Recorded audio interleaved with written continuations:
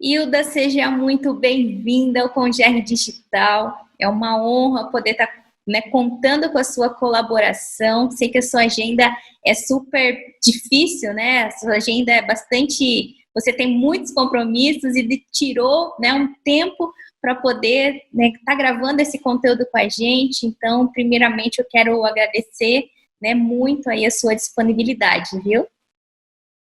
Imagina, obrigada eu pelo convite e não teria como não fazer, né? Eu acho que é muito importante a gente primeiro falar sobre o RH, sobre um RH protagonista, estratégico, mas também começar a incluir mais esse bate-papo online entre as pessoas para que a gente se acostume com essa ambientação, né? Nós ainda não estamos tão acostumados, nós brasileiros, latinos, ainda não estamos tão acostumados. Mas a gente vai se acostumando aí com o tempo. Com certeza. Hilda, gostaria que você se apresentasse, por favor, para os congressistas, para eles poderem conhecer um pouquinho mais você, os seus diversos papéis, seus projetos. Bom, meu nome é Hilda Carvalho, sou paulista, mas moro em Goiânia. Então, os meus projetos, eles são todos voltados para aqui, para o Centro-Oeste. Então, nós temos algumas peculiaridades, né?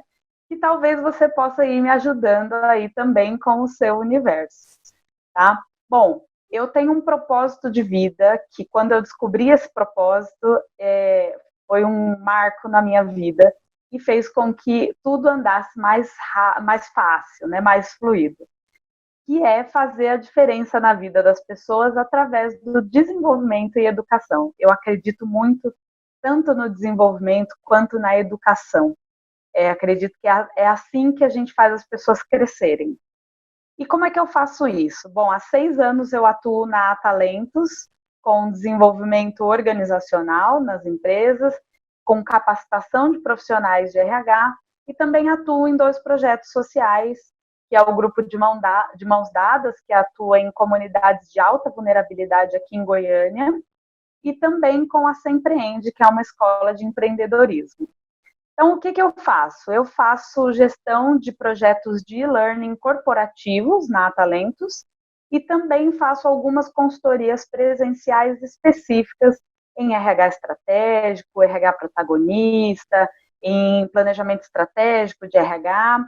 Sou professora, dou aula em cursos técnicos e profissionalizantes na área de recursos humanos e também trabalho com capacitação de jovens e mulheres nesses trabalhos sociais.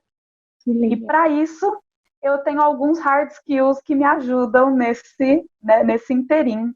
Eu sou administradora de empresas, eu tenho MBA em gestão de negócios pela FIA, sou pós-graduada pela Universidade Federal Fluminense em planejamento, implementação e gestão de EAD, sou especialista em universidade corporativa pela FIA e também atuo há 20 anos, mais ou menos, em RH. Eu falo que eu comecei no RH quando eu tinha 5 aninhos de idade. Adorei. Muito bom. Bom, essa é a Hilda Carvalho, e um pouco da Hilda Carvalho é um pouco da Talentos, e um pouco da Talentos é um pouco da Hilda Carvalho. Como toda boa empreendedora, né? Nós vamos falar a respeito de competências, né, para alcance de resultados por meio da educação corporativa. Então, a gente vai focar a nossa conversa hoje para a gente poder auxiliar as empresas, os RHs, a poderem desenvolver um processo, né, de desenvolvimento de competências para poder colaborar com a educação corporativa, né, Hilda? Exatamente. A gente tem 3 grandes conceitos aí nesse tema que eu gostaria de tratar, que primeiro são competências, então a gente vai entender o que é competências, depois a gente vai entender o que é resultado, para depois entender como a educação corporativa influencia nessas 2 coisas, tanto nas competências quanto nos resultados. Então, são 3 conceitos que a gente vai trazer bem rapidamente para auxiliar os RHs, principalmente na construção das universidades corporativas, na construção das escolas corporativas, para que não fique aquela sensação de eu estou fazendo, mas não sei direito, mas estou meio sem rumo, vou fazer o que eu acho aqui. Não sei se vocês têm aí na realidade de vocês, mas eu lido com um mercado de 98% de empresas familiares. Então, RHs que ainda atuam de uma maneira bem, não vou dizer amadora, mas um pouco mais retrógrada, um pouco mais tradicional. E o que a gente quer falar hoje é sobre o desenvolvimento disso, né? A melhoria desses conceitos. Perfeito. Tá? Então, a primeira coisa que a gente vai falar é sobre competência. Vocês estão vendo aí que tem um bolo lindo, maravilhoso nesse slide, e ele tem tudo a ver com a minha competência. Então, primeiramente, né, o que é competência? É aquele velho conceito que a gente já sabe, que é um conjunto de conhecimentos, habilidades e atitudes. E o que é o conhecimento? É o ato ou efeito de conhecer um assunto. Então, eu conheço aquele assunto, eu estudo sobre aquele assunto. A habilidade é a qualidade que faz com que aquela pessoa tenha capacidade de fazer aquilo, de realizar. E a atitude é a concretização através de uma intenção, de um propósito ou de um objetivo. Então, às vezes eu tenho um objetivo, aí que eu tenho a atitude que faz com que o conhecimento e a habilidade sejam mesclados. Por que o bolo? O bolo é para falar um pouco da minha experiência sobre competências de fazer bolo. Eu sei fazer bolo? Eu sei fazer bolo. Eu conheço como se faz um bolo? Eu conheço, eu tenho uma receita, eu tenho um tutorial, eu tenho um vídeo. Eu tenho habilidade em fazer bolo? Eu não tenho habilidade. Então, às vezes eu tenho conhecimento, eu tenho atitude, eu quero fazer um bolo, eu estou com vontade de fazer um bolo. Mas a minha habilidade, que é como conseguir realizar aquilo, nem sempre dá certo. Então, vocês já viram que eu sou uma péssima boleira. Né? Eu tenho a boa vontade, eu tenho o conhecimento, mas a habilidade me escapa pelas mãos. Então, essa ideia do bolo é exatamente para que a gente traga isso para o nosso dia a dia. Às vezes os conceitos ficam muito lá longe, muito dentro do acadêmico, e a gente não consegue trazer para o dia a dia. Então, tem muitas coisas que nós somos incompetentes. Eu, no caso de fazer bolo. Eu não sei fazer nem bolo de caixinha. Então, né, eu fui identificar o que estava faltando. E eu descobri que eu não tenho habilidade em fazer bolo.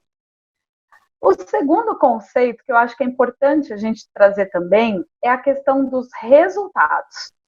Se fala muito em resultados organizacionais, em objetivos organizacionais, mas muitas vezes isso não é tangível aos nossos olhos. Então, o que é a administração por resultados? Né? Ela é contrária à administração tradicional. Então, a administração tradicional tem foco no processo.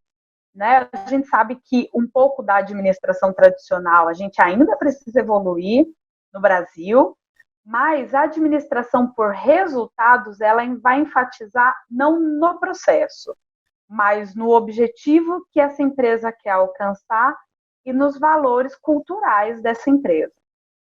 Então, quando a gente fala assim, o RH precisa ser mais participativo nos resultados, precisa ser mais estratégico nos resultados, é sobre isso que a gente está falando. É sobre os objetivos que a empresa precisa ter em mente para alcançar. A realidade daqui é o seguinte, às vezes eu tenho um empresário que nem ele sabe qual é o objetivo que ele quer alcançar. Então, a gente também ajuda nisso, né? E o terceiro conceito, também é muito legal da gente trazer, é o quê? É a educação corporativa. Né? As pessoas acham que educação corporativa ela é treinamento, ou ela é treinamento e desenvolvimento, ou ela é, enfim, pode ser um monte de coisa. Eu já vi vários pensamentos nisso. Mas a ideia é que educação corporativa ela é muito mais do que o treinamento, muito mais do que ações de desenvolvimento. Ela é o quê? Ela é um conjunto de várias ações. Então, eu estou falando de treinamento, e aí treinamento é aquilo que a gente faz repetitivamente para aprender a fazer alguma coisa. Treinamento é um treinamento de máquina, por exemplo. Vou mexer num torno. Eu preciso saber que esse botão liga, que esse botão desliga, que esse botão põe para baixo, que esse botão põe para cima, que esse relógio mede a temperatura, ou seja, estou sendo treinado, adestrado a entender cada botão e como agir em cada situação. Eu tenho ações de desenvolvimento. Desenvolvimento é tudo aquilo que faz a pessoa sair da caixa dela, sair daquele pensamento que ela está até aquele momento, é abrir os horizontes. Então, eu tenho programas de sucessores, eu tenho programas de desenvolvimento de lideranças, etc. Mas eu também tenho outras ações, como redes sociais corporativas, eu tenho outras ações como treinamentos on the job, eu tenho outras ações como pílulas de aprendizagem, como podcasts corporativos que vão trazer tendência, futurismo. Ou seja, tudo isso faz parte da educação. A educação, ela é feita, é um conjunto de ações que vão ser feitos para desenvolvimento das competências, levando em consideração esses resultados. Então, vamos pegar os dois conceitos que a gente já falou, né? Então, a educação, ela vai desenvolver competências, ou seja, vai desenvolver o chá, vários chás, para que eu chegue até aquele ponto que a empresa precisa chegar, até o resultado organizacional. Entendem como são dois conceitos que são simples, mas na hora que a gente junta, às vezes isso fica meio misturado, ou seja, como é que eu vou desenvolver uma competência para alcançar um resultado? E aí eu tenho algumas dicas. A primeira questão é, a gente precisa saber literalmente quais são os resultados organizacionais e setoriais. Ou seja, não dá para a gente desenvolver ações de educação corporativa sem saber onde eu quero chegar, né? Como aquela frase, quem não sabe para onde vai, qualquer lugar serve. Então, se eu não sei onde eu quero chegar, não adianta, não vou fazer nada de educação corporativa, eu vou fazer treinamento. Treinamento para atender uma norma ISO, treinamento para atender uma NR, mas não vai ser uma ação de educação corporativa, não faz parte do conjunto de desenvolvimento de competência. Bom, primeiro passo, se eu tenho resultados organizacionais e setoriais, ou seja, um resultado único organizacional, que é dividido em vários setores, vendas precisa entregar tanto, o financeiro precisa entregar tanto, o marketing precisa entregar tanto, o RH precisa entregar tanto, né? Aí sim eu vou desenhar quais são as competências necessárias para alcançar esse resultado.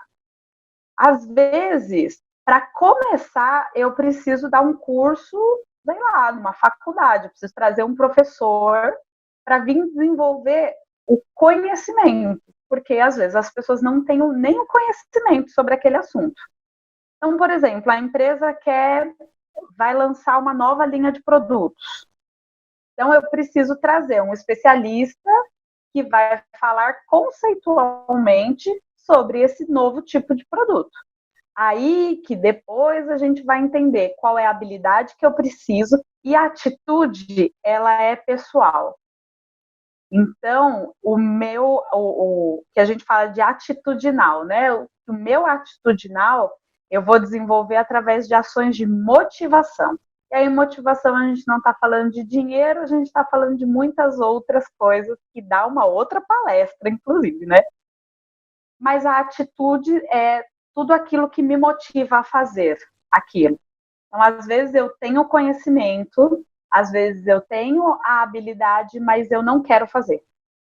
Isso acontece muito na vida da gente, né? Às vezes eu conheço tal assunto, eu tenho habilidade, eu faço bem, mas eu não quero fazer, eu quero ficar deitado no sofá assistindo televisão.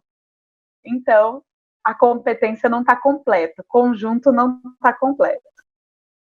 Bom, depois que eu separei todas essas competências, ou seja, todos os Cs e os Hs, que é onde a gente pode fazer um mapa, e o atitudinal vai entrar ações de motivação, de clima, de cultura, eu vou separar essas competências em escolas de desenvolvimento. Por quê? Nem todo mundo precisa daquela competência X. Por exemplo, eu tenho a competência de, sei lá, facilidade em vender carros de luxo. Então, não necessariamente a pessoa do financeiro precisa ter essa competência, mas o vendedor precisa, o gestor comercial vai precisar, o pós-venda precisa, as pessoas que fazem o atendimento pré-venda precisam. Então, eu vou separando isso em escolas. Eu vou dizendo, olha, a escola de vendas precisa desenvolver qual competência?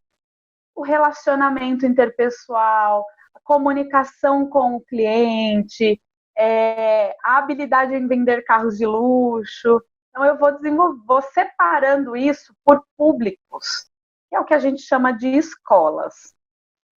Aí, o quarto passo é usar o People Analytics para adequar as pessoas às escolas. Né? Então, não vou colocar uma pessoa do financeiro dentro de uma escola de vendas, por exemplo. Eu vou adequar ele à sua escola. E vou começar a fazer as minhas ações, sempre acompanhando e levantando os resultados prévios, para entender se aquele caminho que eu segui está certo. Se ele estiver certo, eu padronizo. Se ele não estiver certo, eu vou ter que readequar. O nosso grande erro nesse processo todo é fazer um planejamento de treinamento, levantamento anual de treinamento, né? Planejamento anual de treinamento. E como hoje nós estamos em pleno abril de 2020, nós tínhamos feito um planejamento anual. E aí veio um evento externo que falou assim, ó, o seu planejamento anual acabou, aqui, agora, vai ter que refazer. Então, a gente ainda está na cabeça do anual. A gente precisa rodar esse PDCA sempre. Sempre que a gente tiver os resultados, a gente precisa rodar esse PDCA e entender o caminho que eu estou trilhando está certo? Se não está, vamos readequar. E a gente começa do começo de novo. E aqui é um gráfico um pouco, assim, bem simples, porque eu acho que para começar, a gente tem que começar simples. Não adianta trazer uma super estrutura, mas para aquele RH que tem dificuldade de fazer isso, seguir esse gráfico, eu acho que é assim, sempre dá certo, em todos os RHs mais simples que eu passo. Que é, a gente começa pelos resultados organizacionais, distribui eles em resultados setoriais, e aí a gente vai colocando as competências dentro das suas escolas. Então, a gente desenvolve a escola 1, a escola 2, a escola 3, e cada escola vai desenvolver a sua competência. Aí, esse quadrado do desenvolvimento da competência pode ser um curso formal, pode ser um TED, que eu disponibilize para os meus colaboradores, pode ser um treinamento on the job, pode ser um treinamento outdoor que a gente faça em algum lugar para conseguir esse resultado que a gente espera, pode ser um podcast, enfim, pode ser uma roda de conversa, pode ser uma cumbuca, enfim. Desenvolvimento de competência, eu tenho N ações que eu posso fazer, aí sim a gente tem o desenvolvimento coletivo dessa companhia, dessa competência, né, dentro da companhia. Então, eu escolhi a competência, aí eu escolho as ações e trago esse grupo para desenvolver essa competência com a gente. Esse gráfico, ele mostra bem esse passeio, né? Como é que isso tem que acontecer? De uma maneira muito simplificada. Eu acho que o menos é mais. Às vezes a gente fica com muita informação e aí acaba não fazendo nada. E aí, para que a gente desenvolva isso, a gente tem 2 pontos que são extremamente importantes. A primeira coisa é o RH protagonista. A gente precisa que os RHs entendam que eles não são recrutamento e seleção e que eles não são uma extensão do DP. Que o RH, ele é protagonismo e é agora, é real, é imediato. Que a gente não tem gestão de pessoas, a gente não tem resultado organizacional, a gente não tem cultura e a gente não tem time, porque o time vai embora. E como ser um RH protagonista, né? Primeiro, participação efetiva na estratégia. Não existe essa, quer dizer, existe, a gente sabe que existe, mas para que eu seja um RH protagonista, eu preciso participar da estratégia organizacional. Senão eu vou ser só um RH, mais um RH operacional, vou ser uma agência, né?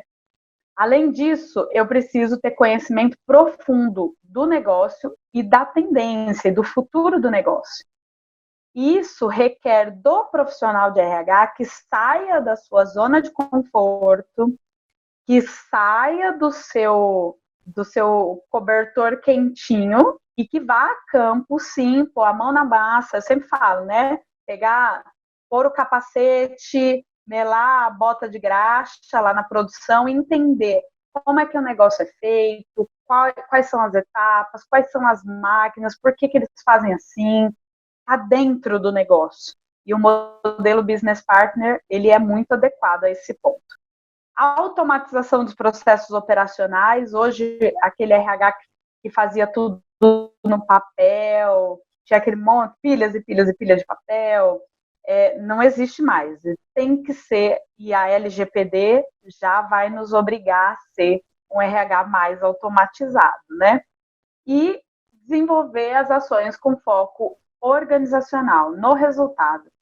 A gente tem um excesso de ser humanismo, eu sempre falo isso, né? O RH, ele tem um excesso de ser humanismo. A gente tem aquela coisa assim de, mas a gente precisa entender que as pessoas são seres humanos e que a gente não pode dizer não, aquela coisa muito paternalista. E o RH precisa entender que ele é um gerador de resultados. E melhor, o resultado do RH é o resultado das pessoas e da companhia no final. Então, assim, o RH, ele é o maior gerador de resultados da empresa. Quando o RH se der conta disso e as empresas se derem conta disso, a gente começa a ter RHs cada vez mais entregáveis, né? Então não fica aquela coisa do, como é que eu mostro o meu resultado? Não, a gente sabe exatamente qual o resultado que a gente quer entregar e a gente entrega. Então, quais são os desafios desse RH protagonista? Primeira coisa, RH estratégico. Deixar o excesso de ser humanismo, o abraçador de árvores e tantas outras piadas, né, que a gente antigamente ouvia relacionadas a RH e ser efetivamente estratégico. Ter a liderança como parceira. Eu vejo em muitas empresas que a gente passa que a liderança e o RH são inimigos mortais. E não se conversam, não se falam, não trabalham juntos. Isso não pode existir, porque o maior parceiro do RH é a liderança. Então, às vezes o RH faz uma ação extraordinária, aí o líder vai lá e não libera o time, fala que é uma porcaria, fala que é só mais uma coisa do RH. E às vezes o contrário, o líder chega dentro do RH e ele já é estigmatizado. É aquele cara que quer mandar no nosso trabalho. É aquele cara que acha que sabe de RH. Enfim. Então, liderança e RH tem que ser parceria daquelas de mão dada mesmo. O líder precisa da gente e a gente precisa do líder. A terceira coisa é ouvir as pessoas, né? Por mais que isso pareça muito óbvio, eu conheço muitos RHs que não ouvem os seus colaboradores. O RH que fica dentro da salinha que normalmente está lá no fundo do prédio da empresa. E fica lá. E assim, simplesmente não sabe o que está acontecendo, como que as pessoas, quais são as necessidades, como que as pessoas pensam, o que as pessoas pensam na empresa, como pode melhorar, enfim. E ter uma boa estratégia de gente, né? Estratégia que vai gerar resultado, estratégia que vai fazer com que a empresa gere resultado. Então, o RH, sim, é o maior gerador de resultados da empresa, se ele tiver uma estratégia boa, se ele tiver uma estratégia clara. Se não, aí ele vira o tal do abraçador de árvores, ou é só mais uma ação que não vai dar certo, que vai dar com o burro na água, enfim. Esses são os nossos desafios. No meu ambiente, são desafios muito grandes, porque eu estou dentro de uma realidade muito diferente da que eu atendia em outras empresas. Hoje eu atendo empresas de São Paulo, empresas do Sul, através dos nossos projetos online, e vejo a disparidade às vezes, né? Mas a gente chega lá, a gente está aí para isso. Esse é o nosso trabalho, é a nossa paixão. E eu queria saber se você tem alguma pergunta. Você quer falar alguma coisa? Eu acho que as considerações, Hilda, são super pertinentes, né? A questão da construção desse universo estratégico de RH.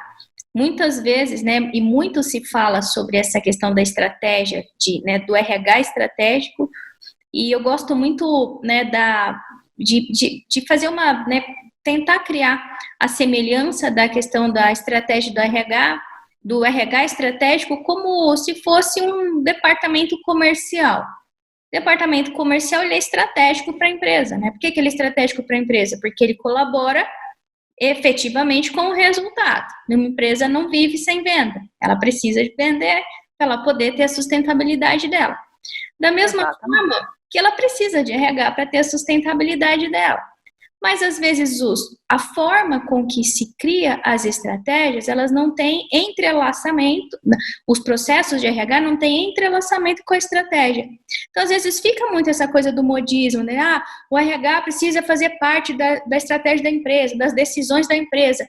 Às vezes, isso é um pouco filosófico demais, né? Não são todas as organizações, por exemplo, que vão colocar um profissional de recursos humanos numa reunião de diretoria, numa reunião de acionista e assim por diante.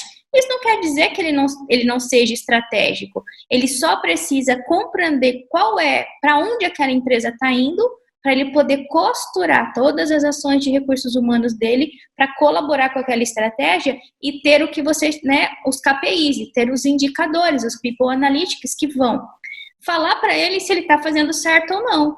A educação corporativa é muito disso, né? Então, a educação corporativa é algo que vem para poder ajudar a empresa a ter melhores resultados.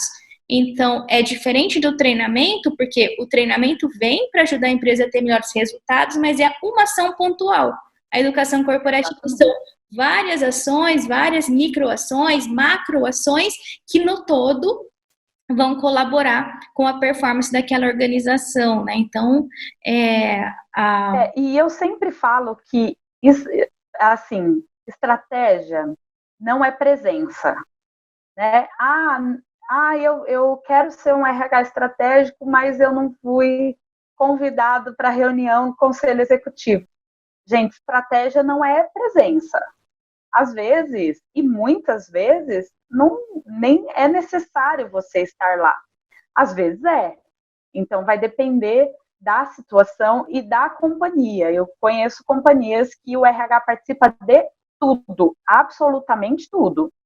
E eu conheço companhias que o RH não participa de nada, absolutamente nada. Então, todo mundo está sabendo, menos o RH. A questão da estratégia é você saber exatamente o que fazer, como fazer e qual é o caminho. Isso é estratégia. Não é que não é excesso de reunião. As pessoas acham que estratégia é excesso de reunião. Não, eu sou tão estratégico que eu vivo o dia inteiro em reunião. Que na hora que você vai fazer mesmo o frigir dos ovos, você não fez nada. Né? Você só esteve em lugares diferentes, ouvindo pessoas diferentes, mas que no final saíram sem estratégia nenhuma. Então, sempre quando eu falo sobre reuniões estratégicas, eu falo sobre isso. Não é presença, é estratégia mesmo. É o que entregar, como entregar, quanto tempo eu tenho que entregar e qual é o caminho.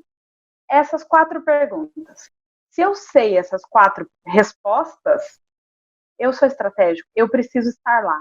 A ideia quando eu falo de um RH estratégico protagonista, eu falo de um RH que faz com que o CEO e a copeira saibam exatamente isso dentro do seu negócio. O que eu tenho que entregar? Como eu tenho que entregar? Em quanto tempo eu tenho que entregar? Entende? Então, assim, e qual é o caminho que eu tenho que fazer? Se todas as pessoas da organização souberem isso, todas as pessoas são estratégicas. Você tem um RH protagonista estratégico, né? Então, não é uma questão de presença, é uma questão de atitude, é uma questão de buscar informação. Porque também o seu CEO, o seu CFO, não vai sair da reunião do conselho executivo, chegar até a sua sala e falar assim: oi, então, Tatiane, vamos conversar sobre a estratégia? Não, você vai ter que correr atrás da informação. Né? Então, o RH estratégico, protagonista, ele é à frente. Né? Ele não é o RH da salinha. Muito bom. Ele é o RH que vai atrás. Ele é ativo, ele é curioso, ativo, né? Ele tem informação. Exatamente. Perfeito, muito bom.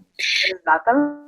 Ilda, quero agradecer a sua presença, seu compartilhamento de experiências, de informações, foi super rico para a gente. Né? Eu tenho certeza que os congressistas vão poder, em cima dessas informações, tomar decisões estratégicas, tomar decisões focadas nos resultados das suas companhias. E quero deixar um convite aí para você, assim que tudo isso passar, que a gente possa estar juntas realizando novos projetos e que você possa ter uma participação cada vez mais presente aqui na nossa região, viu? Com certeza, eu fiquei muito feliz pelo convite e me coloco super à disposição. Tem todos os meus contatos aí, tem meu telefone, tem meu e-mail, nossas redes. Qualquer dúvida, é só chamar a gente. Perfeito, muito obrigada, viu, Ilda? Até a próxima.